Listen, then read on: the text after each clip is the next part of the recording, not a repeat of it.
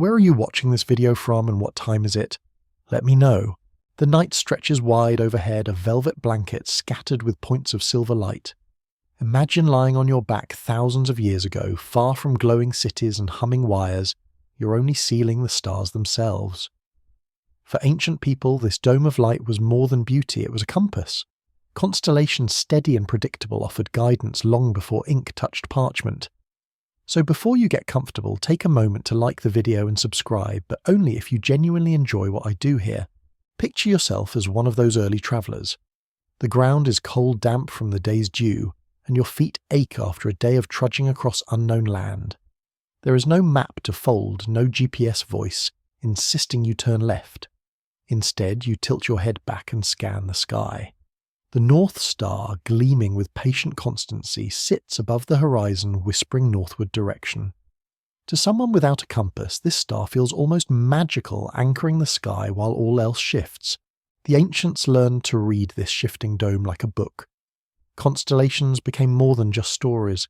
They were markers. Orion's belt pointed to Sirius, the brightest star, while the curve of the Big Dipper's handle led the eyes straight to Arcturus. Entire cultures memorized these patterns, passing them down in campfires and songs. A boy might be told, follow the hunter's belt until you meet the hound's star, and he would know exactly which direction to walk. It wasn't flawless, of course. Clouds could smother the heavens, leaving travellers stranded with only their memory. And different hemispheres offered different skies. A sailor venturing far south for the first time would suddenly realize the North Star had vanished like losing a trusted friend. That absence must have been terrifying, though also exciting, like walking into a new library where every shelf holds unfamiliar books. Among Polynesian navigators, star maps weren't written, but sung.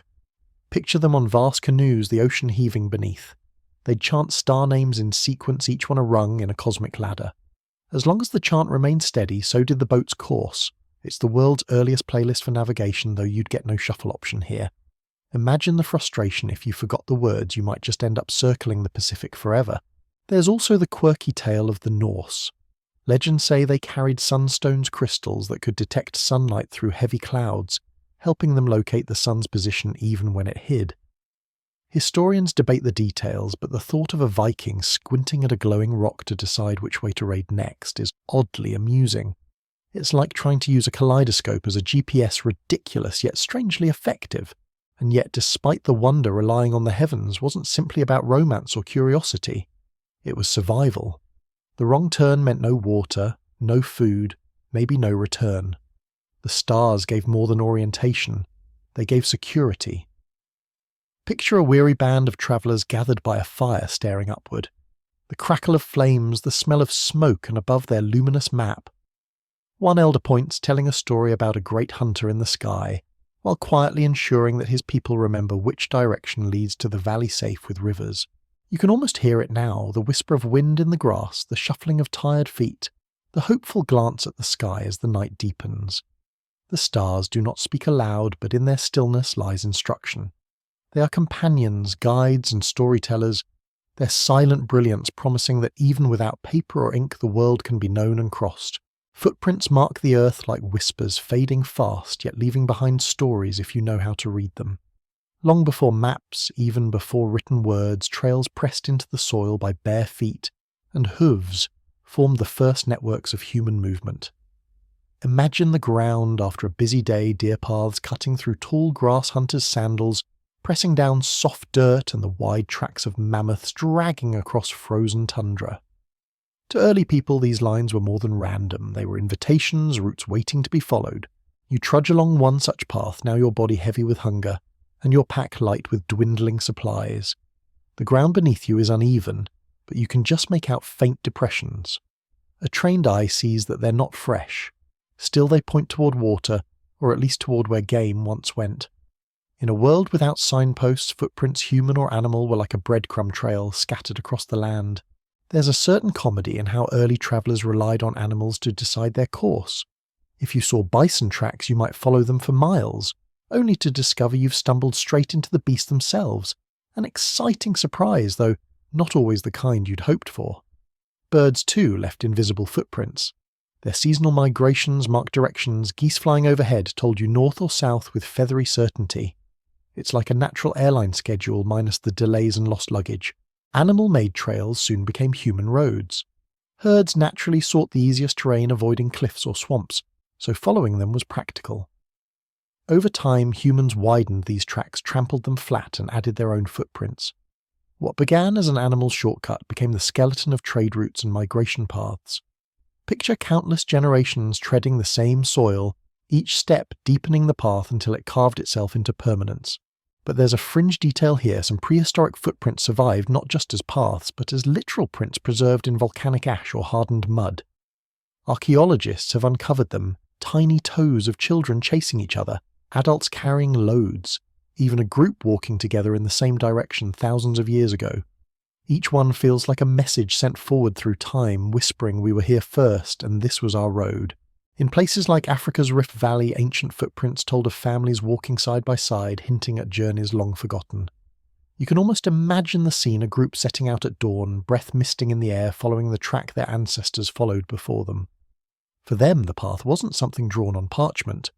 It was written directly into the earth, erased and rewritten with every rainstorm. There's a light-hearted thought too. Those travellers never had to argue over directions at a crossroads, because there were no crossroads yet. You just followed the line until it faded. If it ended abruptly, well, that was your ancient version of recalculating route. These tracks shaped community memory. Elders taught children where the earth wore thin, with footprints pointing out safe valleys or dangerous marshes. Even when the marks vanished, the memory of where they had once been lingered. In this way, paths became living knowledge carried in heads rather than scrolls. As you keep walking, the crunch of soil beneath your feet connects you to those first wanderers. Each step you take mirrors theirs, a quiet repetition across time. Footprints in the earth, though fragile and fleeting, became humanity's first map, drawn not with ink, but with lives in motion. The river hums its steady song, winding across the land like a silver thread pulled tight between valleys and plains. For travellers long before the idea of maps, rivers were both pathways and puzzles, offering promise and peril in equal measure. Imagine standing on the bank at dawn.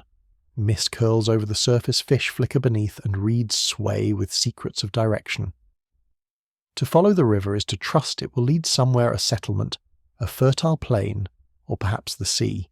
You trudge alongside it now, boots damp with dew. The sound of water rushing is a constant companion, sometimes soothing, sometimes roaring with danger. Rivers provided a natural guide because they were impossible to ignore. They stretched for hundreds of miles, connecting forests to coasts, mountains to valleys.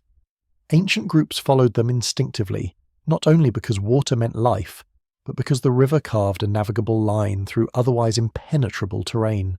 But rivers were fickle friends. Crossing them meant risk. Without bridges, people waded, built rafts, or trusted animal hides sewn into makeshift boats. Sometimes, as folklore remembers, entire groups were swept away.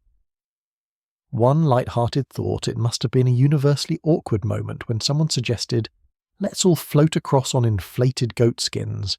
Practical, yes, but it couldn't have looked very dignified. Despite the risks, rivers were lifelines. Following one downstream often meant finding other humans, since water attracted settlements like moths to a flame.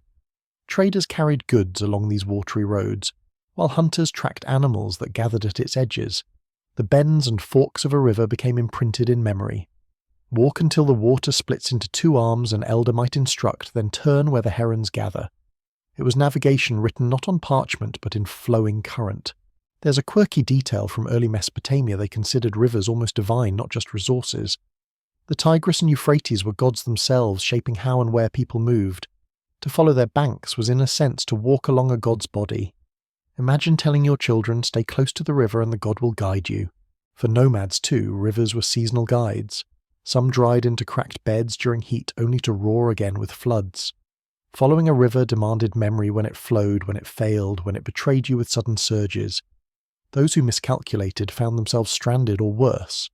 Yet that danger was accepted because the reward: food, fresh water and direction was worth it. Think of the Nile stretching like a spine down Egypt. Travellers didn't just move with it, they scheduled life around its floods.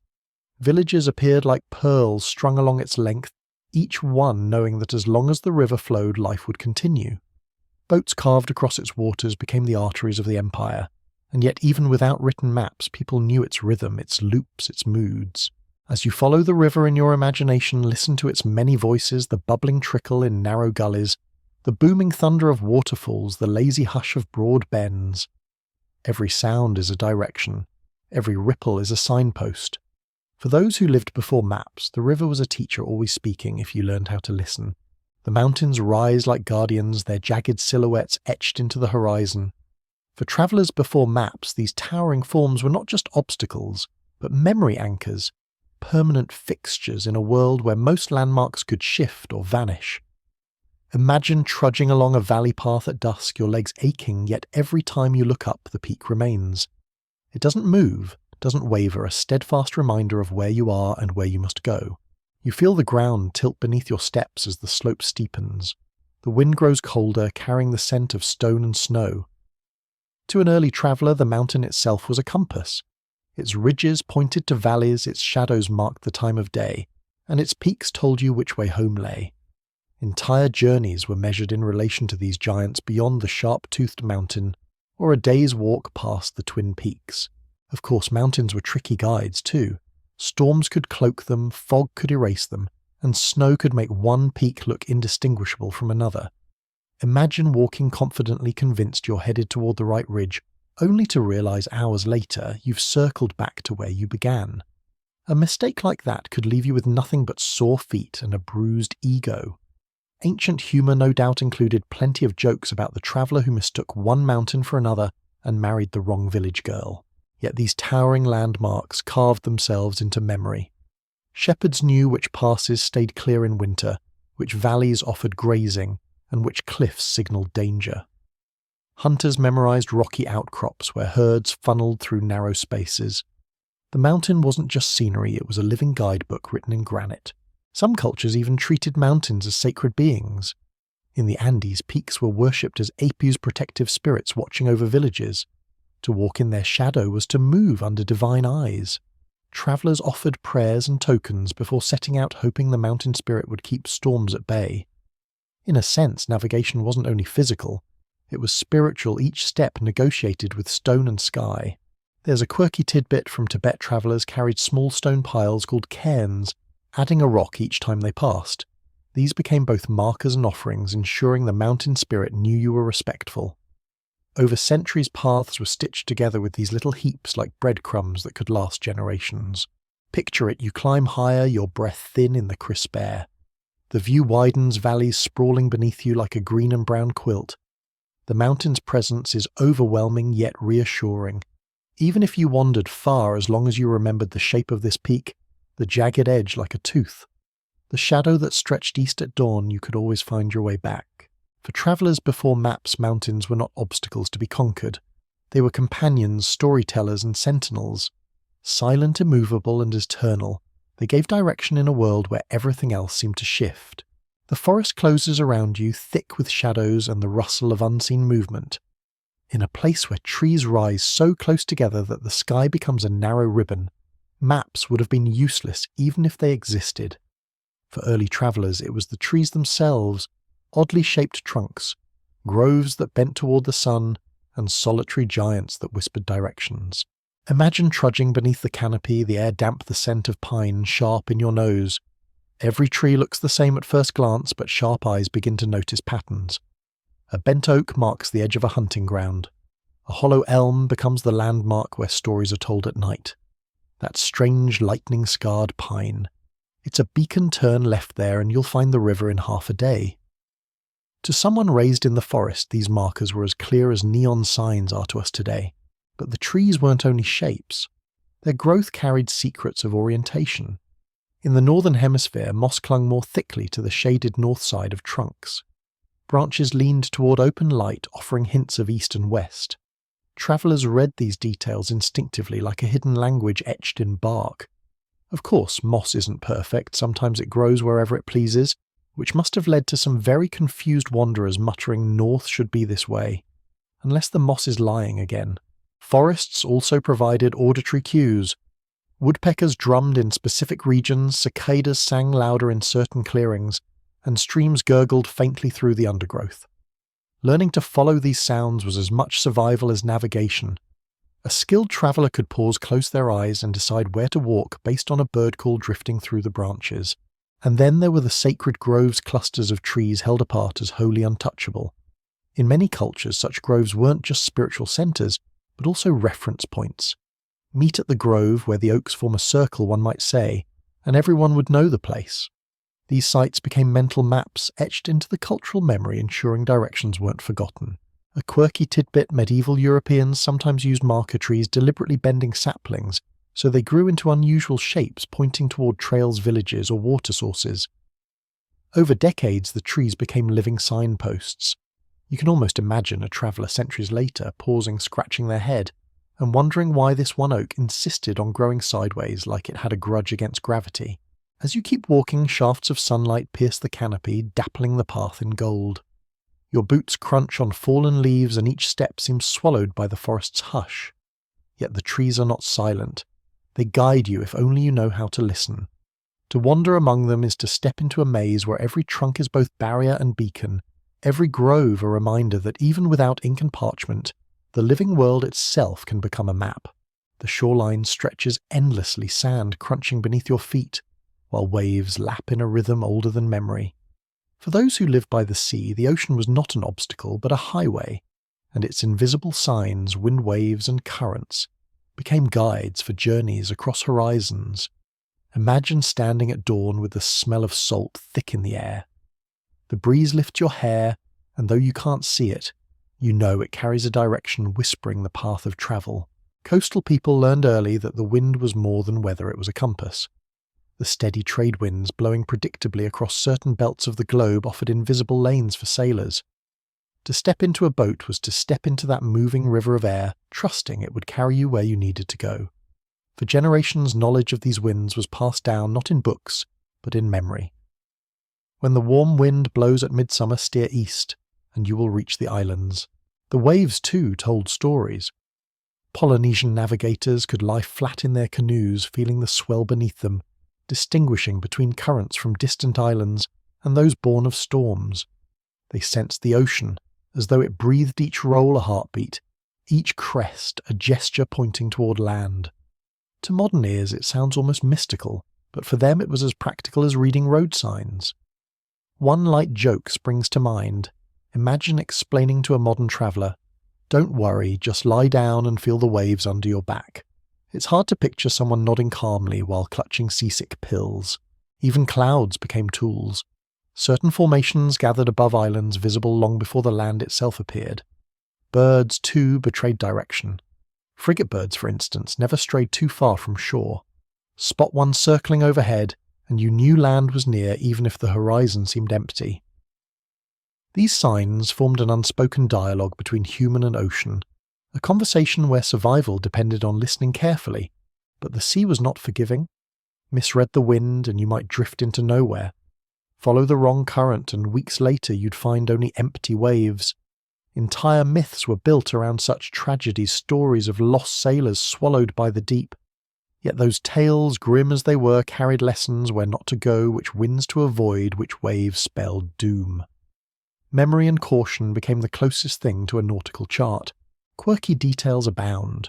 Some sailors carried coconuts or floating gourds, tossing them into the water to study the way they drifted, reading the surface like a letter. Others learned that certain fish appeared only near reefs, their glittering scales marking hidden land below.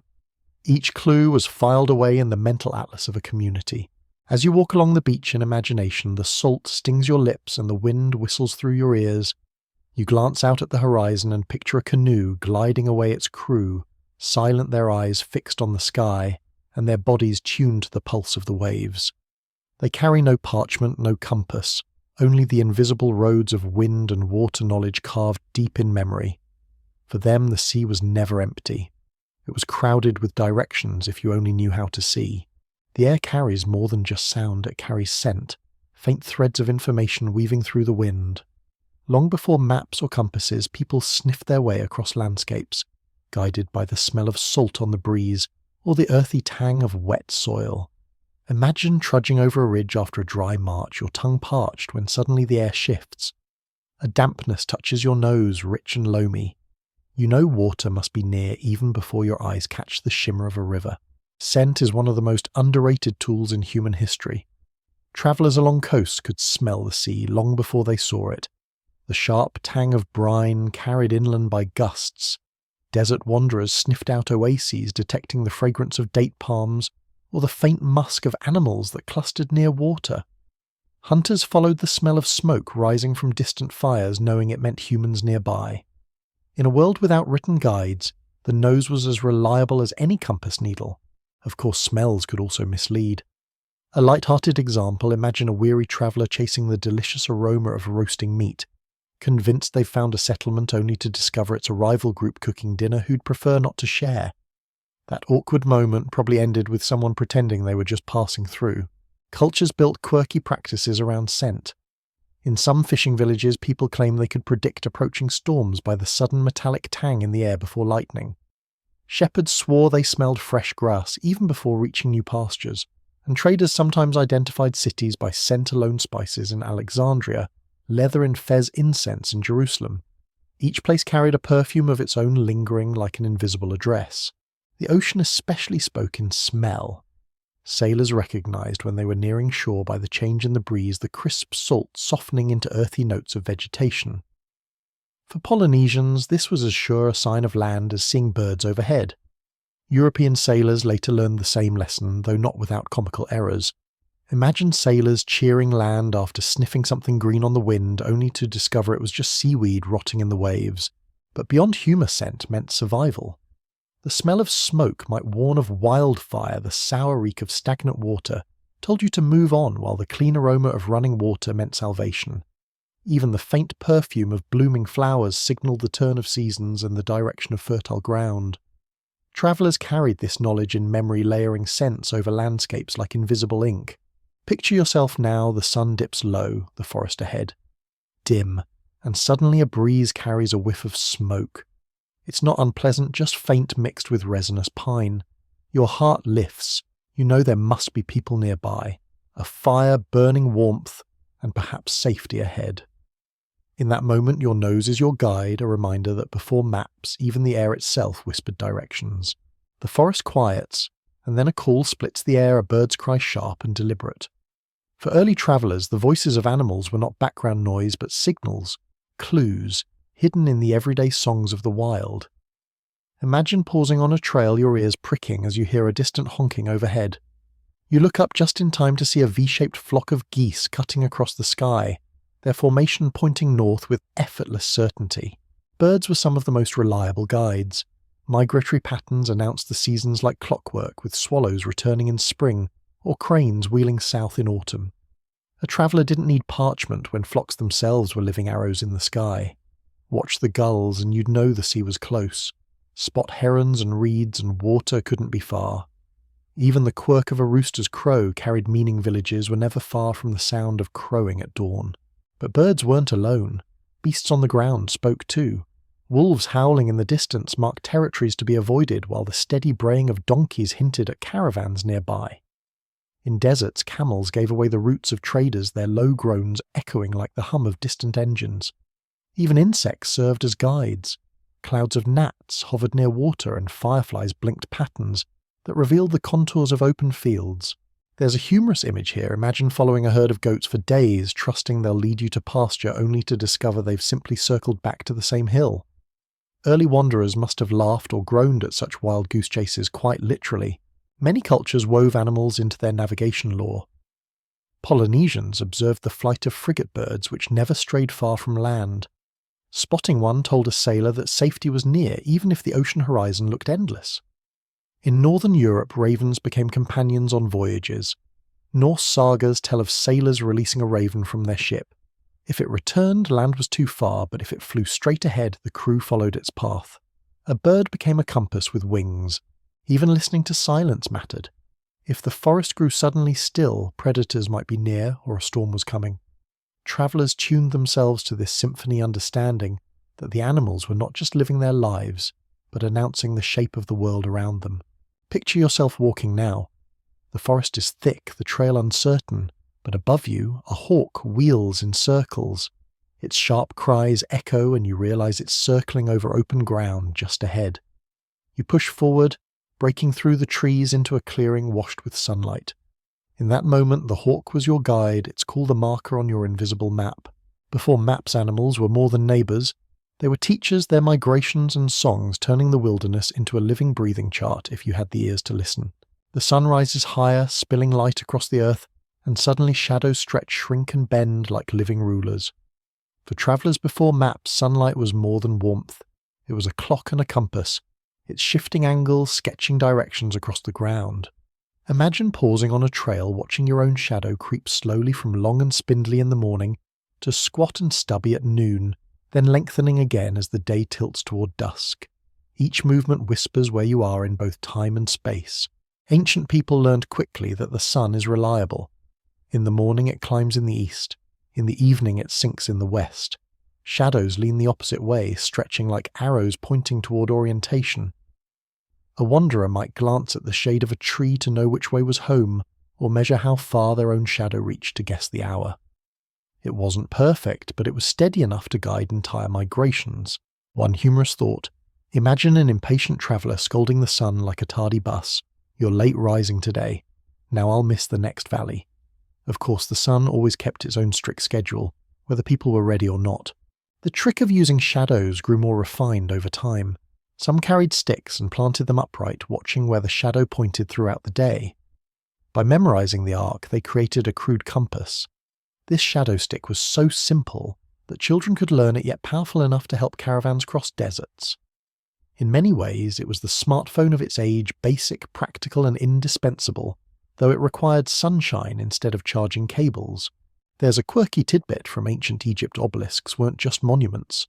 They doubled as giant sundials, their shadows tracking hours and directions for all to see. Travellers in the city could literally look up at a massive stone needle and know the time long before pocket watches existed. Of course, clouds complicated everything. A thick grey sky turned the sun into a hidden actor erasing its guidance. That's when memory took over. People recalled where the sun had last been, retracing angles in their minds. It was a skill like counting heartbeats, or pacing steps, turning natural rhythms into navigation.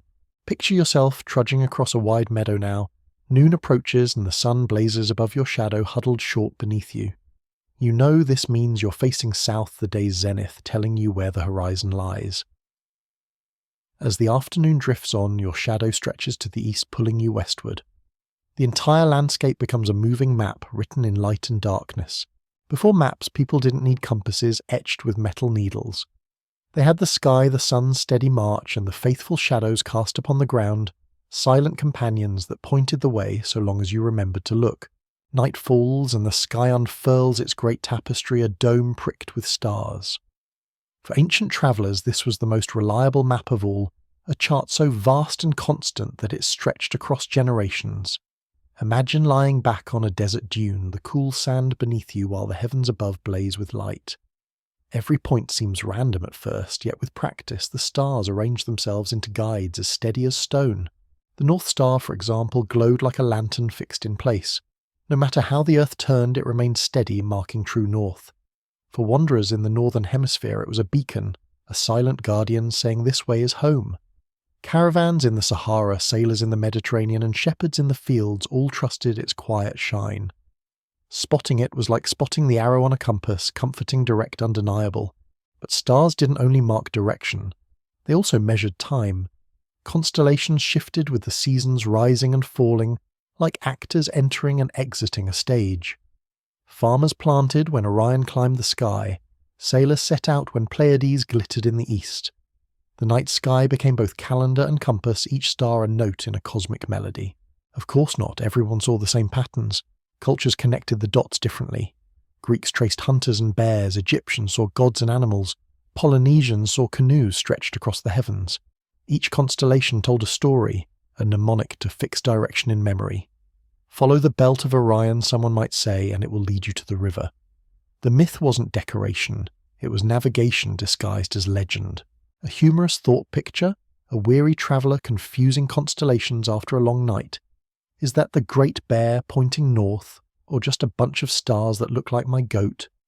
Misreading the sky could mean wandering in circles until dawn.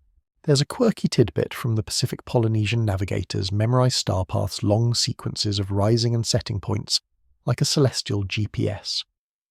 They didn't need compasses, they carried entire atlases in their minds. Some oral traditions contained hundreds of stars recited in chants, each one marking a direction over open water. To forget a verse was to risk being lost at sea. Even clouds couldn't silence the stars forever. Travellers learned to trust other cues waves winds or the memory of last night's sky. But on clear nights the heavens were an endless guidebook etched in fire. Picture yourself now gazing upward. The Milky Way arches across the dark, a glowing river overhead. Your feet may be rooted on earth, but your path is written in the stars. And for those before maps, this celestial chart was the most enduring guide of all, a map that required no parchment, no ink, only eyes willing to look upward. The ground beneath your feet is more than soil, it is a record, a textured scroll of clues. For travellers before maps, reading the earth itself was as important as watching the sky. Imagine stepping into soft sand and noticing other prints faint but clear, leading onward. Instantly you know you're not alone. Someone passed this way perhaps hours ago, perhaps days. The trail is both warning and invitation. Human footprints weren't the only guides. Hunters learned to track animals across miles, reading every scuff-broken twig and bent blade of grass. A deer's sharp hoofprints pressed deep meant fresh passage. Lighter impressions suggested older movement. Predators left different marks, their clawed paws dragging slightly in the dust. Skilled trackers could follow such signs like lines on a map, knowing exactly where the herd turned, where it drank, and where it bedded down. But it wasn't just about animals. Travellers also marked their own paths deliberately. Some broke branches to signal direction, others stacked stones or scratched marks into trees. Entire trails were created from these simple signs, enough to guide others long after the original group had passed. Think of it as the prehistoric version of leaving sticky notes for friends, only instead of "went to the market, it was turn here," or "you'll walk off a cliff." One humorous image comes to mind. Imagine a confused traveller following what they thought were human footprints for hours, only to realise they'd been dog tracks all along. The mix of frustration and embarrassment must have been universal. Quirky tidbit: in some Native American traditions, scouts used bent grass signals, twisting blades in specific directions, so pursuers could silently follow. A path invisible to outsiders became clear as day to those who understood the code. Erosion, of course, could erase these guides. Rain-washed tracks away, wind-scoured dunes, clean snow-buried signs under white silence. This made tracking a race against time, urging travellers to move quickly before nature rewrote the page. Picture yourself now, crouching low in a quiet forest. Ahead, the ground dips slightly where fresh mud holds impressions. You trace the outline with your finger, a wide hoof, a scrape where the animal stumbled. Your heart quickens. This isn't just a mark in the dirt. It's a direction, a story of movement, an arrow pointing your way forward. For those without maps, the earth itself was alive with signs. Every footprint, every broken stem, every mark left by passage was a line in a hidden language. To read it was to navigate not by ink or parchment, but by the living, shifting script of the land itself. The air grows heavy and the sky begins to speak not in words but in weather. For early travellers, storms, winds, and shifting clouds were not just inconveniences. They were signs, warnings, and guides written across the heavens. Imagine pausing on an open plain, your pack heavy on your shoulders, when suddenly the horizon darkens. Lightning flickers in the distance and the scent of rain drifts toward you. Instantly you know which direction to avoid, which path might lead to shelter. Weather was as much a compass as the stars. The prevailing winds blew in predictable patterns, steady enough that traders and sailors built entire routes around them. Monsoons, for example, carried ships across the Indian Ocean, with clockwork regularity eastward in one season, westward in another. Entire civilizations grew rich on this invisible schedule, while travellers memorized the rhythm as if it were a heartbeat of the world. Clouds, too, offered clues. Wispy cirrus high above meant fair weather ahead, while low-bruised thunderheads warned of trouble. A line of clouds hugging distant mountains might reveal a hidden coastline beyond. To someone trained in this reading, the sky became a vast moving chart, its shifting shapes pointing the way. Of course, weather could also betray. Picture a poor traveller who thought a steady breeze meant smooth sailing, only for it to swell into a howling gale, tossing him about like laundry in a storm. Nature's sense of humour was not always kind. A quirky tidbit, some Polynesian navigators studied reflections on the undersides of clouds. Certain colours betrayed shallow lagoons or reefs, below invisible from sea level, but mirrored in the sky above. It was as though the heavens held a secret map if you looked carefully enough. Travellers also relied on seasonal patterns. Farmers knew rains came at certain times, signalling not only when to plant, but also when rivers swelled or paths turned to mud. Caravans in deserts timed journeys around cooler seasons, watching for telltale winds that brought relief. Ignoring these cycles could mean disaster, and yet storms were also teachers. The sudden crack of thunder warned of mountains nearby echoing differently depending on terrain. The sting of sand-laden winds announced a desert ahead. Even temperature shifts cool air sinking into valleys. Warm drafts climbing ridges became silent arrows pointing the way. Picture yourself now standing on a grassy steppe as twilight approaches. The air grows still, too still, and then a cool gust brushes your cheek. You glance up, a shelf of clouds rolls forward, bruised purple and grey. You know you must find cover, but you also know something more. Beyond that storm lies the ridge where valleys split. The weather has become your map, a guidebook written in thunder and wind. For those before maps, the sky was never empty. It was alive with messages, its storms and breezes whispering both danger and direction. To ignore it was to walk blind. To read it was to let the very air itself guide your steps. The earth is not flat beneath your feet, it tilts, folds and ripples like a vast uneven quilt. For travellers before maps, the very shape of the land itself became a compass. Hills, valleys, ridges and slopes spoke louder than ink on parchment, telling wanderers where to walk and where to avoid. Imagine climbing a rise at dawn, your breath puffing in the cold air, only to see a valley stretch below like an open hand. Instantly the land itself has drawn you a path. Ridges were natural guides. They offered long clear lines through dense forests or sweeping deserts. Follow a ridge and you rarely risked losing your way. From its crest you could see further mark the direction of the sun and spot landmarks otherwise hidden. Valleys by contrast were like funnels channeling you along with streams and rivers toward destinations unseen. Even without conscious thought, the body often followed the land's easiest curves. Of course not every slope was friendly. One humorous thought: imagine a traveller deciding to take a shortcut straight down a steep hill, only to tumble and arrive at the bottom much faster than planned. Gravity has always been a ruthless guide. Some cultures embedded land shapes into their oral traditions. Australian Aboriginal songlines, for example, mapped entire regions through songs describing hills, rocks and valleys.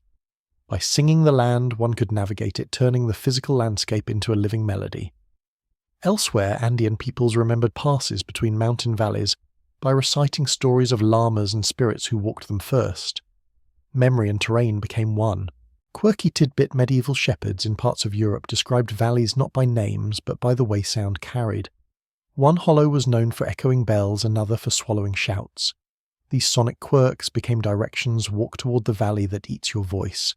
Travellers also trusted the tilt of the ground to predict what lay ahead. A steady downward slope meant a river or lake must be near. An upward climb promised either a ridge to survey from or a pass to cross. The land itself was a layered story, its contours offering both clues and challenges. Picture yourself now walking along a ridge where the grass brushes your knees and the wind tugs your clothes. Below, a valley snakes toward the horizon, glinting faintly with water. You don't need a map, you only need to trust the earth beneath you, its curves and slopes leading onward. Each rise and fall is an arrow pointing the way. Before maps, the land itself was the guide, its shapes etched deeper than any human drawing. Hills and valleys weren't obstacles. They were lines of direction written into the world's skin. The world is filled with water that never sits still. Rivers, streams and coastlines were not barriers to early travellers. They were highways, threads that stitched together distant places long before roads existed. Imagine standing at the edge of a river, its surface glimmering in the sun, the current tugging steadily in one direction. That flow is not random. It is a line across the landscape, a guide pointing you toward valleys, villages or seas. Travellers quickly learned that water always sought the lowest path. Following a river downstream almost always led to larger bodies of water, fertile plains or human settlements. A wanderer lost in the wilderness might stumble onto a stream, trace it patiently and eventually arrive at a bustling community. In this sense, rivers were natural compasses pointing toward life itself. Coastlines offered a different kind of map. Sailors hugged the edges of land using cliffs, beaches, and bays as reference points. Distinctive features became markers: a jagged rock shaped like a tooth, a cove, where seabirds nested, a headland that jutted into the sea. These became as familiar as street signs. For those without charts, the coastline was a living outline, a path that could be traced with the eyes and remembered with stories. Of course, rivers could also deceive. One humorous thought picture: a traveller joyfully following a stream expecting it to lead to safety, only to find it ending in a swamp buzzing with mosquitoes. Not every watery guide was kind. Quirky tidbit: the Vikings were masters of using rivers as hidden highways. They sailed deep into Europe by rowing longships up waterways that seemed impassable to others. Entire raids and trade networks were built on the knowledge that rivers stitched distant regions together like seams in cloth. Travellers also read the behaviour of water itself. Ripples showed where rocks lurked beneath the surface, foam marked rapids ahead, and the muddy churn of currents hinted at confluences. Coastlines told stories too. Driftwood revealed where the tide had been, and the smell of salt carried far inland, announcing the sea before it appeared. Picture yourself now, kneeling at a river's edge, cupping cool water into your hands. The current presses insistently between your fingers, pulling away toward the horizon. You rise and walk with it, knowing it will guide you not with arrows on parchment, but with the ceaseless flow of the earth's own veins. Before maps, rivers and coastlines were more than features on a landscape. They were moving living guides, lines of silver and salt that led travellers forward, promising both direction and connection wherever they ran. Fire flickers against stone walls, and the glow reveals more than warmth, it reveals messages. Long before ink and parchment, travellers marked their paths with carvings, paint, and symbols. Imagine entering a cave after a weary day's journey and finding not just drawings of animals, but arrow spirals and handprints pointing deeper inside. These were not decorations alone. They were guides, a silent language scratched into the world. Symbols were navigation tools. Some were simple stacked stones balanced on a ridge, etched lines in bark, or painted dots on a rock face. Others grew elaborate. Spirals might mark springs. Circles might show safe camps, and handprints often announced, "Someone has passed this way before you." A single mark could mean safety, danger, or direction, depending on its form. Cultures across the world developed their own systems. Native American petroglyphs sometimes served as trail markers, showing rivers, mountains, or herds. In Scandinavia, runes carved into rocks told seafarers where harbours lay. Aboriginal Australians used pictographs to embed entire stories of landscapes, teaching younger generations where to travel and how to survive. One humorous thought picture: a confused traveller misinterpreting a symbol, thinking an old spiral marked fresh water, only to discover it was a warning about angry bees. Symbolic literacy was as critical as knowing the stars. Quirky tidbit: in parts of medieval Europe, wayfarers left chalk marks on church walls to show others where food or shelter could be found. These faint doodles became a secret network of guidance centuries before official road signs. Symbols also outlived those who made them. A painted hand on a cave wall might have spoken across generations, "Here is shelter." A carved sun might whisper, "Follow toward light." Unlike footprints or trails, these signs endured, etched in stone and memory. Picture yourself now walking through a canyon. Your fingers brush against a weathered carving, a spiral cut deep into the rock. The grooves are smoothed by centuries, yet they still catch the fading light. You realize someone long before you left this as a marker, a voice carried across time, guiding you silently toward what lies ahead. Before map symbols were humanity's first written guides. Not just art, not just myth, but practical maps carved into the bones of the earth itself, messages for anyone willing to pause and read. Travel is not always a solitary venture. Long before paper maps, humans relied on one another, sharing knowledge through memory, story, and song. Imagine sitting by a fire at dusk, the flames snapping, while an elder's voice rises and falls. The tale seems like a myth. At first, a mountain shaped like a sleeping bear, a river that twists like a serpent, but hidden in the imagery is direction, a coded guide for the next day's journey. Oral maps were common across cultures. Aboriginal Australians developed intricate songlines where verses described landmarks in sequence. To sing the song was to walk the land, each note guiding the listener from one feature to the next.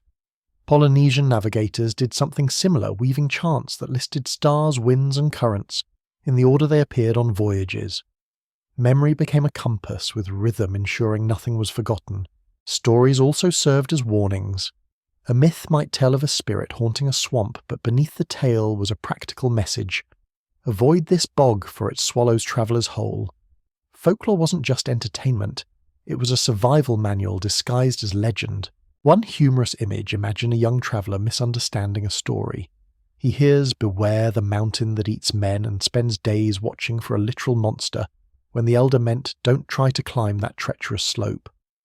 Miscommunication has been confusing travellers since the dawn of time. Quirky tidbit: in medieval Europe, pilgrims relied on pilgrims' tales. Oral directions passed from one holy traveller to another. The stories often mixed miracles with mundane details, like where to find clean wells. It was equal parts devotion and practical guidance. The power of oral maps lay in community. No single person carried all the knowledge. It lived collectively in shared memory. A caravan leader might remember rivers, while another recalled stars, and a third held stories of hidden springs. Together their voices built a living atlas. Picture yourself now drowsing by a fire while a companion hums an old tune. The song carries images of valleys and hills you've never seen yet. Tomorrow you will follow its rhythm and find them. The melody becomes your map, each verse a step forward, guiding you as surely as ink on paper. Before maps, the human voice was the chart, passing guidance from lips to ears, across generations, turning memory into direction, and story into survival. Travel is not always a solitary venture. Long before paper maps, humans relied on one another, sharing knowledge through memory, story, and song. Imagine sitting by a fire at dusk, the flames snapping while an elder's voice rises and falls. The tale seems like a myth. At first, a mountain shaped like a sleeping bear, a river that twists like a serpent but hidden in the imagery. Is direction a coded guide for the next day's journey? Oral maps were common across cultures. Aboriginal Australians developed intricate songlines where verses described landmarks in sequence. To sing the song was to walk the land, each note guiding the listener from one feature to the next. Polynesian navigators did something similar, weaving chants that listed stars, winds, and currents in the order they appeared on voyages. Memory became a compass, with rhythm ensuring nothing was forgotten. Stories also served as warnings. A myth might tell of a spirit haunting a swamp, but beneath the tale was a practical message. Avoid this bog, for it swallows travellers whole. Folklore wasn't just entertainment, it was a survival manual disguised as legend. One humorous image: imagine a young traveller misunderstanding a story. He hears, "Beware the mountain that eats men," and spends days watching for a literal monster, when the elder meant, "Don't try to climb that treacherous slope." Miscommunication has been confusing travellers since the dawn of time. Quirky tidbit: in medieval Europe, pilgrims relied on pilgrims' tales. Oral directions passed from one holy traveller to another. The stories often mixed miracles with mundane details, like where to find clean wells. It was equal parts devotion and practical guidance. The power of oral maps lay in community. No single person carried all the knowledge. It lived collectively in shared memory. A caravan leader might remember rivers, while another recalled stars, and a third held stories of hidden springs. Together their voices built a living atlas. Picture yourself now drowsing by a fire while a companion hums an old tune. The song carries images of valleys and hills you've never seen yet. Tomorrow you will follow its rhythm and find them. The melody becomes your map, each verse a step forward, guiding you as surely as ink on paper. Before maps, the human voice was the chart, passing guidance from lips to ears, across generations, turning memory into direction, and story into survival. Across the wilderness, certain landmarks rose like sentinels, impossible to miss, and equally impossible to forget. For travellers before maps, these features were the anchors of memory, the tall cliffs, jagged rocks, and solitary trees that turned the vast, confusing world into something recognisable. Imagine walking for days across rolling plains when suddenly a lone mountain pierces the horizon. You don't need parchment to know where you are. That peak has become your compass. Natural landmarks worked because they stood out. A strangely shaped boulder, a waterfall roaring from a cliff, or even a tree twisted by lightning could become a marker. People gave them names, weaving them into stories so no one forgot. Walk until you see the sleeping giant, a guide might say, referring to a ridge shaped like a reclining man. In this way, geography itself became narrative. One humorous thought picture a weary traveller hearing directions like, "Go past the tree that looks like a bear." He squints at 3 different trees, each vaguely bear-like, and argues with his companions over which one is the real bear. Subjective landmarking probably caused more than a few squabbles. Quirky tidbit: in Iceland, volcanic landscapes gave rise to distinct rock pillars and lava formations. Locals named them after trolls and giants, using them as navigational cues. Even today, hikers follow routes described centuries ago through such myth-soaked markers. Landmarks could also be seasonal. A waterfall might roar in spring but vanish in summer. A snowy peak might gleam in winter but fade in warmer months. Travellers learned to account for these changes, memorising not just the feature, but the cycle of its appearance. Sometimes landmarks were sacred. Pilgrims in deserts sought out lone oases marked by ancient palms, their survival intertwined with faith. In such places, the land itself seemed to invite reverence, as if saying, "Remember me. Return to me. I will guide you again." Picture yourself now cresting a hill after hours of walking. In the distance, you spot a spire of rock, tall and thin, stabbing the sky. You've heard of it before. It's the stone finger, the marker that means water is near. Relief washes over you. That single stubborn shape is worth more than any drawn map. Before maps, landmarks were the beacons of memory, their strange shapes and enduring presence, tying human journeys to the bones of the earth itself. When the world stretched wide and uncertain, travellers often looked upward, not just to the stars or the sun, but to the birds that wheeled and darted across the sky. Flight paths became clues, patterns that hinted at waterland or safety ahead. Imagine standing on a shore at dusk, scanning the horizon, when a line of seabirds arcs overhead, winging steadily toward a hidden island. To follow them is to borrow their instinct. Migratory birds were among the most trusted guides. They vanished at the same time each year and returned just as faithfully, announcing the changing seasons. Swallows swooping low signalled spring. Geese flying south warned of winter's approach. To observe them was to carry a living calendar, one that also whispered of directions. Some cultures turned birdwatching into a full navigational science. Polynesian sailors tracked frigate birds, knowing they never strayed far from land. A sighting meant safety was near even when the sea looked endless. Norse explorers carried ravens aboard their ships, releasing them to see where they flew. If the raven returned, land was too far. If it kept going, the sailors followed. One humorous image: picture a desperate traveller following a flock of pigeons for hours, expecting them to lead to water, only to arrive at a farmer's grain shed instead. Birds had their own priorities, not always in line with human ones. Quirky tidbit: in ancient China, certain migratory bird arrivals were so dependable that officials scheduled festivals and planting seasons around them. The birds became biological clocks, their appearance guiding not just travellers but entire communities. Beyond migration, everyday bird behaviour carried meaning. Gulls circling inland meant the sea was close. Herons nesting in reeds pointed to rivers and wetlands. Even silence spoke volumes when birds grew quiet, predators, or storms lurked nearby. Travellers tuned their ears as carefully as their eyes. Picture yourself now crossing a broad meadow at twilight. Above a wedge of cranes drifts across the sky, their calls echoing faintly. You know they're flying toward a resting marsh, and instinctively you angle your path in the same direction. The birds have become your compass, their wings writing invisible arrows against the fading light. Before maps, birds offered guidance that was as graceful as it was reliable. In their migrations, their cries, and their flight lines, they carried the secrets of direction, teaching humans to read the sky through feather and motion. The forest is thick, the path uncertain, and then your nose catches a trace of something familiar.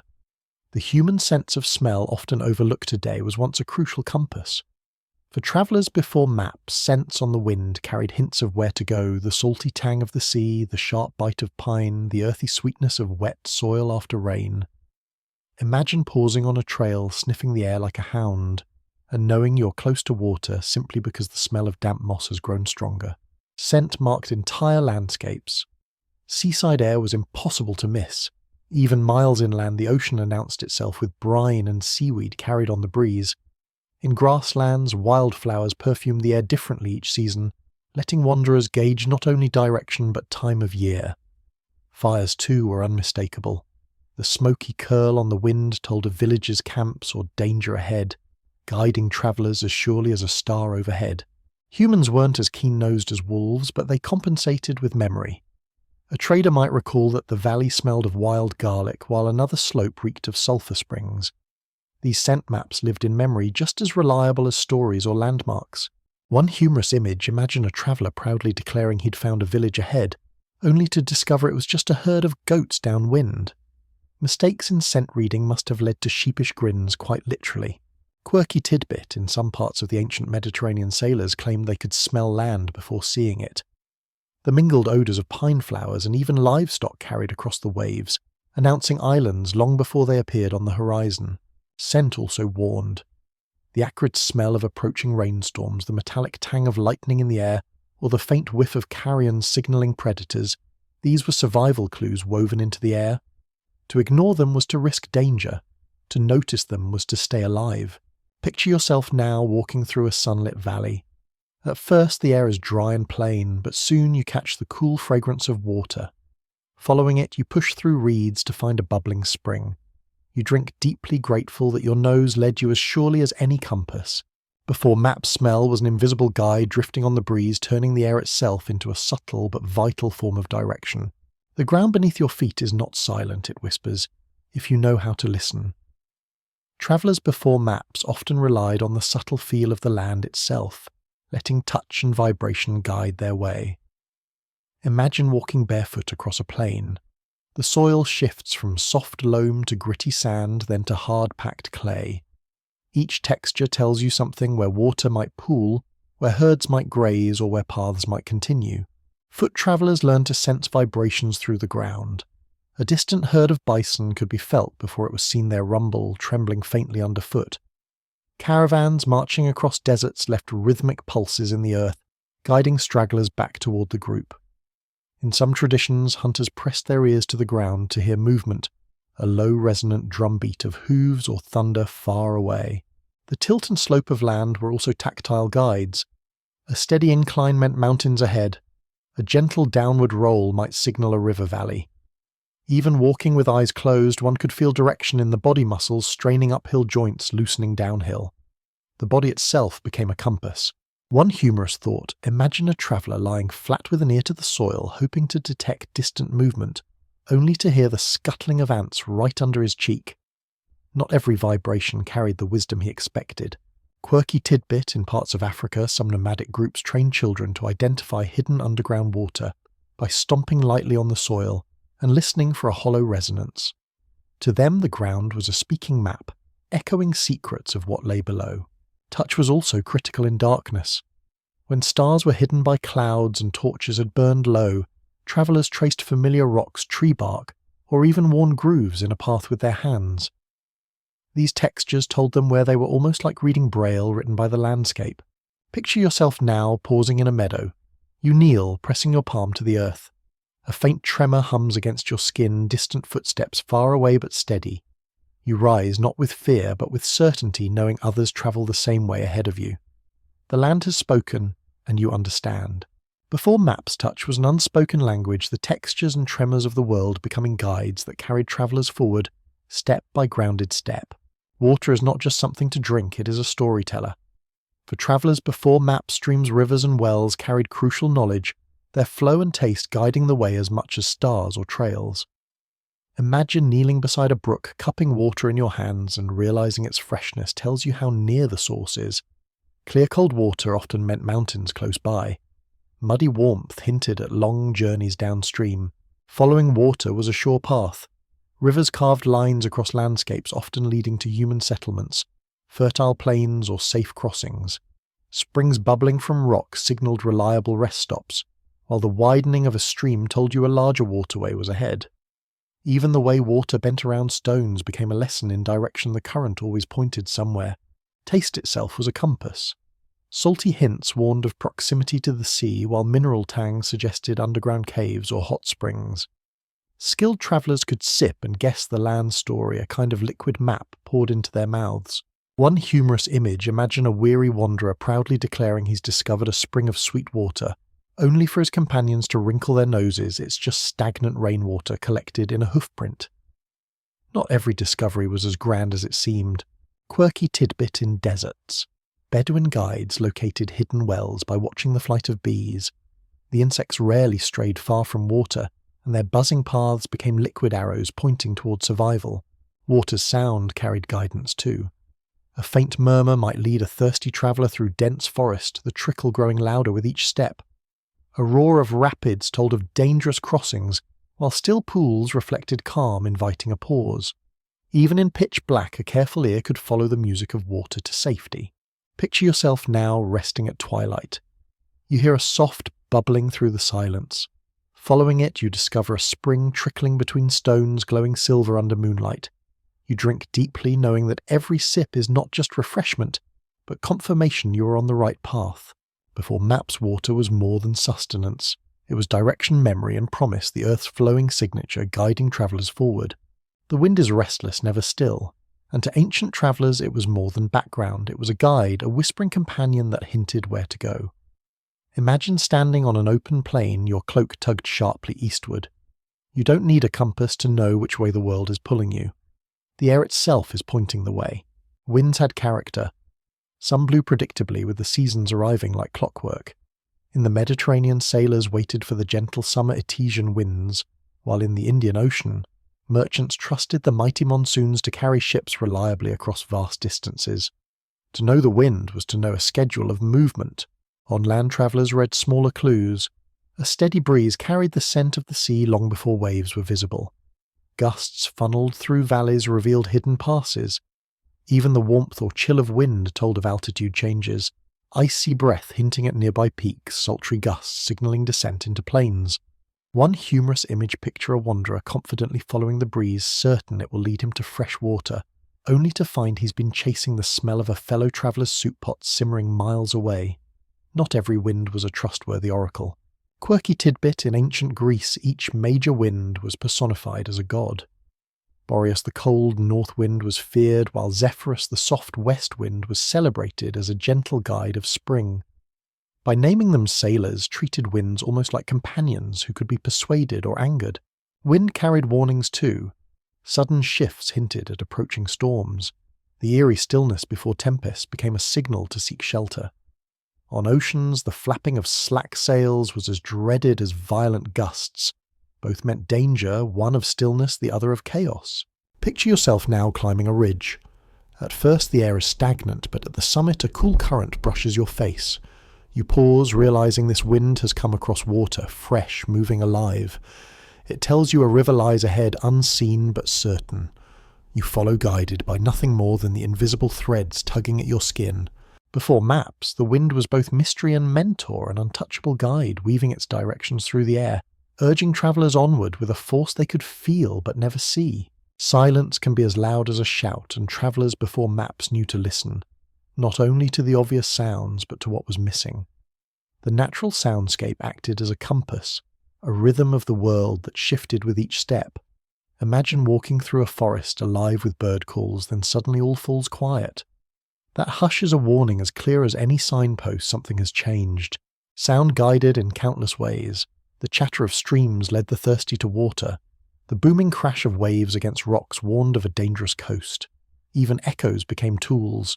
In caves or valleys, clapping or calling out allowed travellers to measure depth, direction, and distance. An echo that returned quickly meant stone was near. A long delay suggested wide space ahead. Animals carried their own messages. Frogs croaking meant water was close. Cicadas buzzing loudly often marked dry, hot landscapes. The howl of wolves rolling over hills told not only of predators, but of orientation, since sound travels differently in open plains than in forests. Hunters especially grew skilled at decoding these sound signatures. One humorous thought: imagine a weary traveller hearing what he believes is distant thunder, bracing for a storm only to realize it's his companion's stomach rumbling. Not every roar from the horizon promised rain. Quirky tidbit in the deserts of Arabia. Bedouin guides sometimes located distant caravans by listening to the faint clinking of bells on camels. Sounds carried astonishing distances in dry night air. What seemed like silence to most was to them a map of invisible motion. Night heightened hearing even further. Without the distraction of daylight, every chirp, rustle, and flutter painted a clearer picture. A sudden rustle in the brush might signal prey or danger. The soft sweep of wings overhead could suggest migration paths worth following. Picture yourself now sitting on a moonlit plain. At first you hear only the faint hiss of wind. Then slowly a rhythmic thump drifts across the dark. You realise it's the pounding of hooves far but approaching. The sound grows, and you know not only are animals nearby, but so is the path they travel, a trail you can join when dawn comes. Before maps sound was a compass written in airwaves guiding travellers with every murmur, echo and silence the world offered. Sometimes the world itself was too vast to navigate alone. Travellers before maps often turned to shamans, priests and wise elders, figures who claimed to read hidden signs of direction beyond ordinary senses. Imagine sitting in a smoky tent while a shaman casts bones onto the ground, their clatter becoming not just fortune-telling but guidance, which valley to cross, which river to follow. To some, these rituals were superstition. To others, they were the only compass they trusted. Divination took many forms. Some cultures read cracks in heated turtle shells, believing the lines pointed towards safe routes. Others studied how smoke from sacred fires drifted, interpreting its curl as a directional omen. In Nordic lands, runes carved on sticks were cast onto cloth their fall, suggesting which path a voyage should take. The unseen became as important as the seen. Priests often linked guidance to gods of travel. In ancient Greece, pilgrims asked Hermes, messenger of the gods, for safe passage. In Rome, offerings were left at crossroad shrines, hoping divine favour would point the right way. Even if no physical sign appeared, faith itself gave travellers the courage to keep moving forward. One humorous thought picture a group of travellers nervously waiting while their guide squints at smoke patterns, only for the wind to shift and send the divine signal straight into his eyes. Ancient navigation wasn't always solemn. It sometimes came with sneezes and watery blinks. Quirky tidbit, the Maya often consulted shamans who read the cries of birds or the flicker of candle flames for direction. To them the world was alive with messages if only one knew how to interpret them. Though outsiders might scoff spiritual guidance, carried practical weight. A ritual at a crossroads wasn't just about gods. It was a moment to pause, gather and choose carefully. By slowing decisions, travellers avoided rash mistakes. Faith became a filter for patience, which in turn saved lives. Picture yourself now kneeling before a small stone shrine at twilight. The fire flickers smoke rising gently eastward. Whether by wind, by chance, or by unseen hands, you decide to follow that direction. With each step, belief becomes a map carrying you forward with steady resolve. Before maps, divine and mystical signs gave travellers courage and clarity, blending faith with direction until the two were indistinguishable. Travellers before maps didn't just wander blindly. They often relied on the wisdom of guides, locals who knew the land by heart.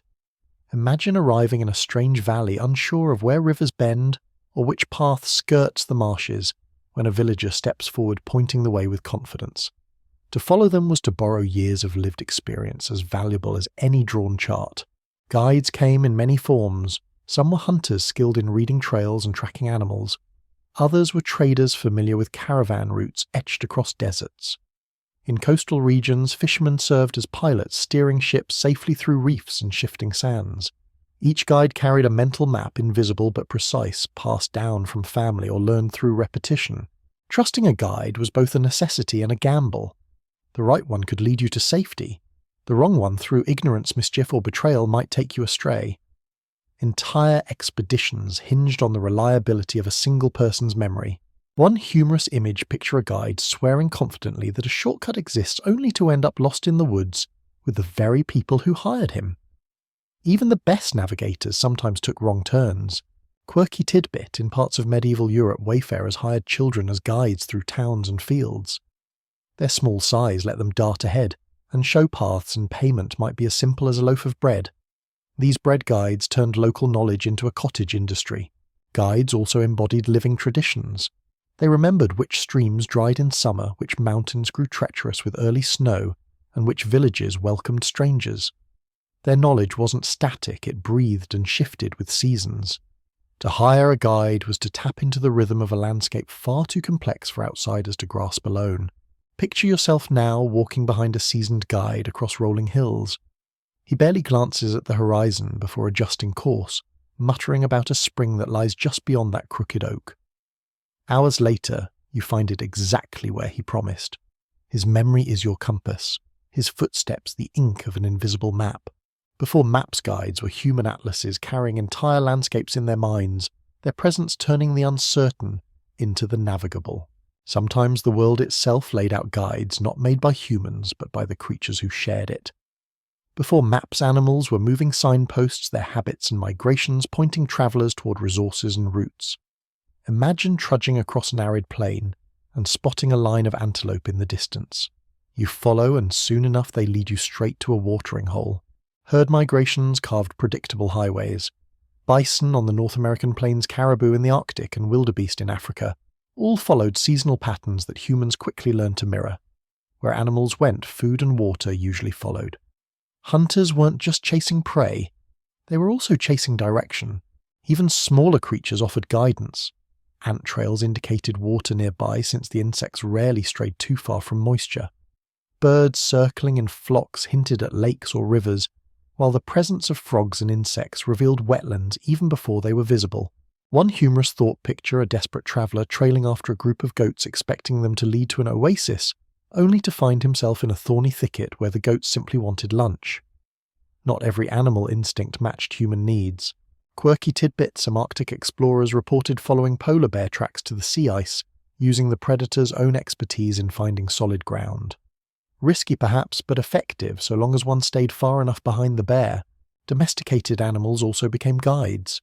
Dogs with their keen sense of direction often led hunters back to camp. Horses remembered trails better than their riders, retracing steps unerringly. Camels in deserts sensed water sources, sometimes kneeling in anticipation before humans even spotted the signs. Picture yourself now crouching in tall grass as a flock of cranes lifts off in unison. Their formation points east toward a marshland you cannot yet see. You rise knowing they are revealing the path without ever meaning to. Nature has become your compass, every wing-beaten footprint an arrow toward survival. Before maps, animals were unintentional guides, their instincts lighting the way for humans who watched, learned, and followed. Landscapes hold memory, and for travellers before maps, myths and oral stories turned mountains, rivers, and valleys into living landmarks. A peak wasn't just a jagged summit, it was the sleeping body of a giant pointing forever toward the horizon. A winding river wasn't simply water, it was the path left behind by a god serpent. To move through such places was to walk inside a story. Elders told travellers which hills to climb, not by measurement but by tale. Follow the ridge shaped like a crouching lion, and you will find the village beyond. Myths acted as mnemonic devices, making geography unforgettable. The land became a tapestry woven with gods, spirits, and heroes. One humorous image picture a young traveller misremembering a tale looking for the mountain shaped like a fish. While locals laugh and correct him, it was always a turtle. Storytelling wasn't only sacred, it carried plenty of human mix-ups. Quirky tidbit in Australia.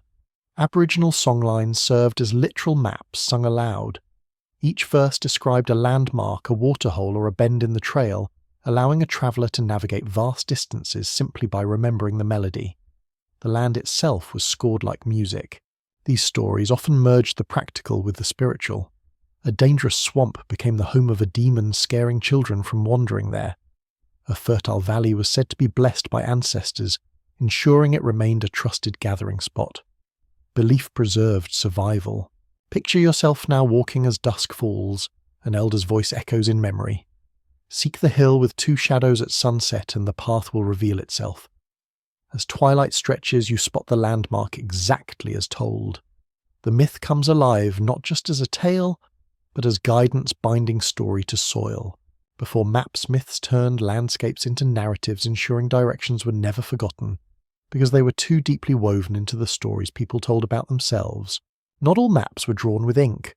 For countless travellers, before paper and parchment direction was preserved in memory alone.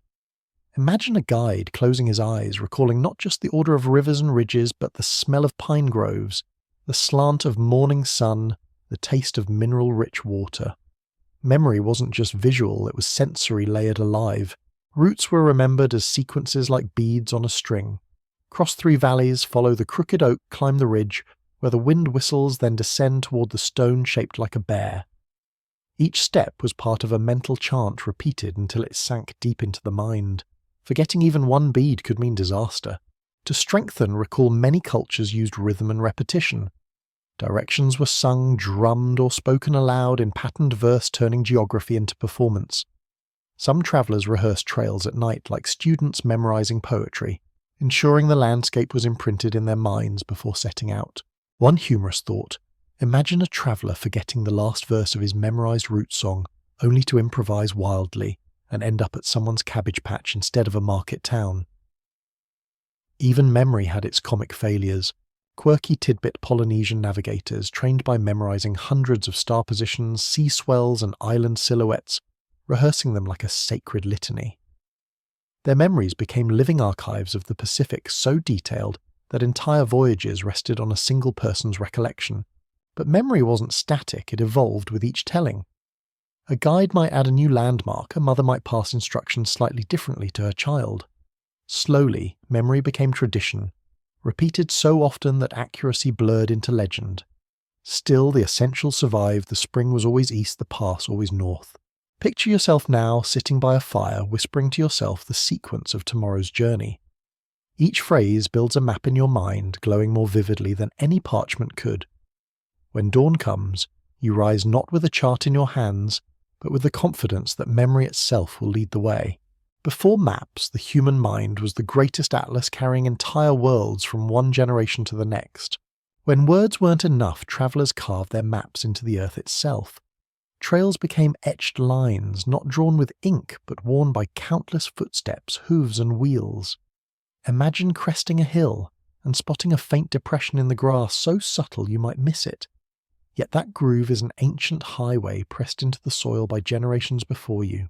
Pathways told stories of survival. Some followed rivers, others skirted mountains, while many ran like arteries between villages and markets. Long before borders were drawn, these trails stitched communities together, invisible on parchment but undeniable beneath the feet. Even in wilderness, faint clues betrayed hidden paths, grass bent in one direction, moss rubbed away from rocks, bark stripped by passing animals. A traveller with keen eyes could step into these traces and let them lead the way, like following the ghost of those who had gone before. One humorous image picture a wanderer proudly declaring he's discovered an ancient road, only for locals to explain that it's just the track where cows walk daily to pasture. Not every ancient trail was as mystical as it first appeared. Quirky tidbit in parts of Britain. Some holloways, deep sunken lanes, date back thousands of years, worn down by feet, carts, and hooves, until they became trenches hidden between hedgerows. These sunken paths were so consistent that later mapmakers simply traced what the land had already remembered. Trails also held memory through names. Deerpath Pilgrim's Way or Salt Road were spoken maps embedding direction into language.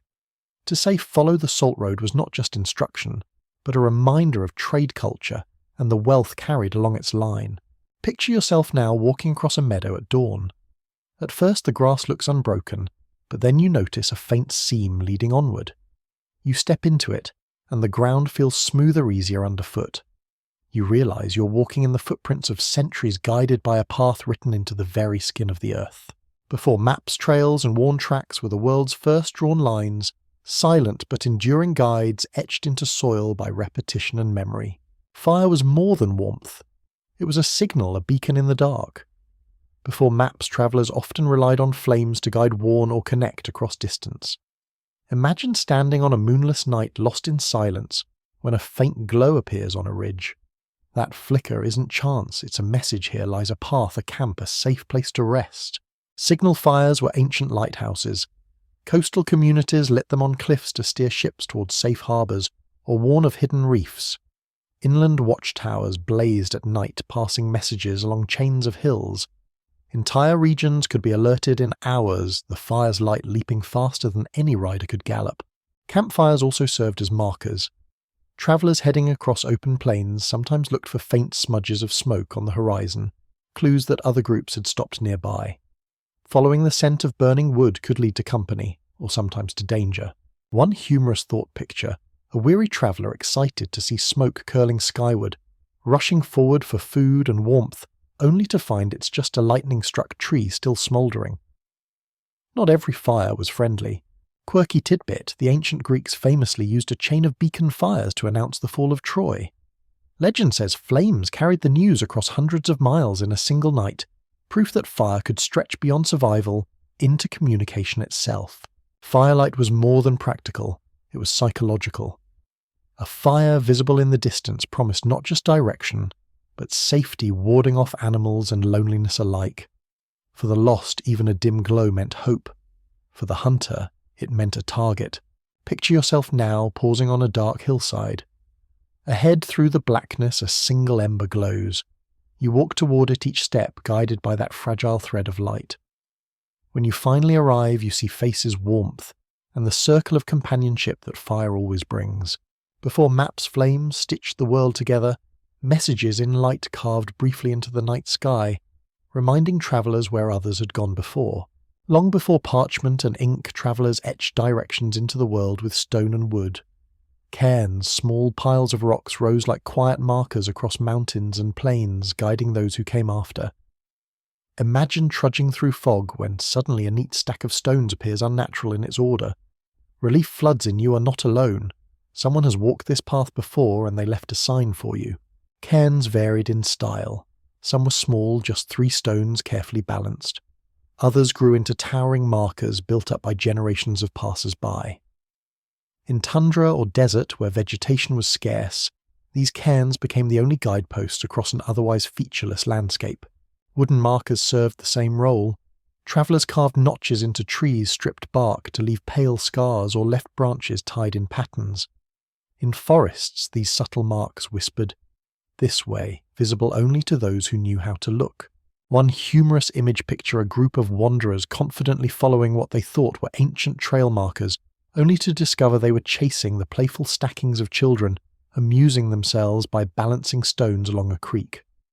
Not every cairn carried wisdom. Quirky tidbit, in the Scottish Highlands, travellers traditionally added a stone to cairns, as they passed a gesture both of thanks for guidance and of blessing for safe journeys ahead. Some of these cairns, swollen by centuries, became landmarks in their own right. Markers also held spiritual weight. In Asia, stone piles were often left at mountain passes as offerings to local spirits. To knock one over was bad luck. To add a stone was to earn favour. Thus the practical blended with the sacred. Picture yourself now walking along a windswept ridge. The path fades, the horizon blurs, but then you see it a cairn neat and deliberate against the wild backdrop. You add your own stone, feeling the satisfaction of joining a silent chain of travellers, each one helping the next find their way. Before maps, cairns, and wooden markers were the breadcrumbs of humanity, small signs left with care turning wilderness into a place threaded with memory and connection. Before inked maps, stories themselves became portable atlases carried not on parchment, but in the minds of poets and storytellers. Around fires and in marketplaces, travellers listened to tales that doubled as directions, each narrative embedding a geography within its rhythm.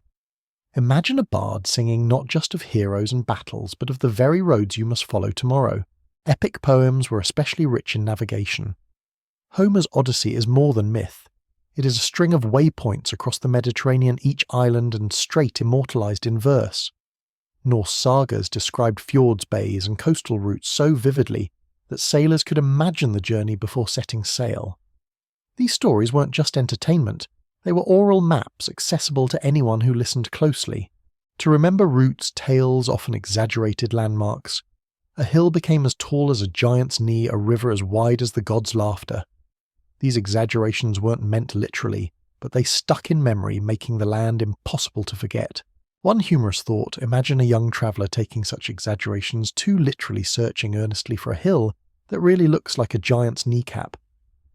The stories guided well enough, but only if you knew how to decode the metaphor. Quirky tidbit, among the Inuit, detailed story maps described coastlines, inlets and campsites memorized and recited word for word. Some were even carved as wooden models to teach young explorers the feel of the terrain in their hands before they set out. These tales carried more than direction, they carried culture. To follow a path told in story was to step inside tradition, moving not just through space but through the shared memory of a people. Picture yourself now leaning close to a fire while an elder's voice rises. The story winds through rivers, over passes, across plains. By the time dawn comes, you carry not just the memory of a tale, but the exact route it encodes. Tomorrow, when you walk it, The land itself will feel familiar as though you've already travelled it in story. Before maps, tales were living cartography, threading geography into memory through rhyme, exaggeration and myth. Long before the compass needle swung north, travellers made their own tools to wrestle order from the wilderness. Imagine a sailor holding a bowl of water, floating a sliver of magnetised iron upon it. The crude device wobbles, steadies, and points a simple invention, yet a doorway to whole oceans. But even before true compasses spread widely, people improvised. Sundials scratched onto wood showed the arc of the sun. Shadow sticks thrust into the ground revealed direction by the angle and length of shade. Polished shells or bronze discs reflected starlight, helping navigators align themselves with the heavens. Every tool was homemade, fragile and imperfect, but each one widened the horizon. Inventiveness thrived in uncertainty. Some tied knots into ropes using the spacing to measure distance travelled. Others carved tally marks into staffs recording days and steps like proto-GPS logs. These objects weren't maps in the modern sense, but they externalized memory, freeing the mind from carrying every detail. One humorous image: imagine a traveller proudly showing off his carefully knotted rope of distances, only to have his goat chew through it during the night. Navigation sometimes depended on the sturdiness of your equipment, and goats weren't always cooperative. Quirky tidbit in the Marshall Islands seafarers created stick charts, delicate frameworks of palm ribs tied with coconut fibre, their arcs representing swells and wave patterns. To outsiders they looked like abstract art, but to navigators they were precise tools for reading the ocean itself. Homemade instruments carried deep trust. A stick in the sand, a pebble in a pouch, or a strip of magnetized ore could mean the difference between reaching safety or vanishing into wilderness. Even crude tools offered comfort, the sense that the vast unpredictable world could be measured just a little. Picture yourself now crouched on a windswept plain. You plant a stick into the earth, watching the shadow creep. Slowly it tilts steady as breath pointing the way. The world feels less chaotic, less endless. With this tiny invention, the unknown shrinks and your path forward glimmers with certainty. Before maps, humanity built its own fragile instruments, bridging imagination and practicality, taming uncertainty one homemade tool at a time. Every journey eventually ends, and with it comes reflection. In the world before maps, travellers stitched their paths from stars, rivers, stories and stones. Each method was fragile on its own, but together they created a net strong enough to catch the wandering human spirit. Now as the long story closes, the pace softens like twilight settling over a well-worn road. Picture the earth not as a place of boundaries, but as an endless expanse of memory and guidance, where mountains whispered directions, where rivers beckoned as blue highways, and where fire on a distant ridge promised safety. Generations leaned on one another, leaving behind cairns, tales and trails that turned the unknown into the familiar. Their journeys weren't simply about reaching a destination, but about finding belonging in the great shared landscape of humanity. Let your breath slow now, as if you were pausing at the end of a long day's travel. The footsteps of those before you echo gently in your imagination, but they no longer press urgently.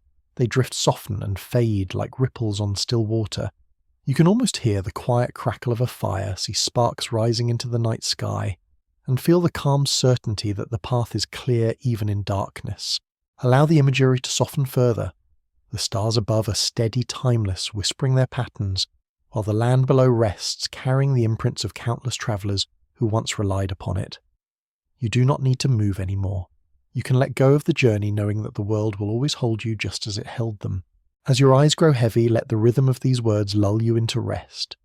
The ancient world before maps stretches quietly around you, vast yet comforting, a tapestry woven by memory, nature and trust.